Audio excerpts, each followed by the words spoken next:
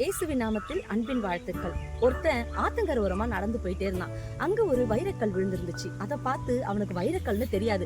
சரி, ஏதோ ஒரு மீனு கல் இருக்கே, இதை எடுத்துட்டு போலாம், சந்தையில போனா என்ன விலை போகுதுன்னு பார்க்கலாம் அப்படின்னு சொல்லி போனான். அங்க போகும்போது ஒரு வியாபாரி அதை பார்த்துட்டு, தம்பி இந்த கல்லை எனக்கு 20 ரூபாய்க்கு கொடுக்குறியா அப்படின்னு கேட்டாரு. உடனே அவன் கேட்டான், எனக்கு 25 ரூபாய் கொடுங்களேன் அப்படின்னு கேட்டான். உடனே அவரு அதை கொடுக்க மனசு இல்லாம வேணாம்ப்பா அப்படின்னு சொல்லிட்டாரு. பக்கத்துல இருந்த வியாபாரி அதை பார்த்துட்டு, எப்பா நான் 25 ரூபாய் கொடுக்குறேன், கொடுக்குறியா அப்படின்னு கேட்டாரு.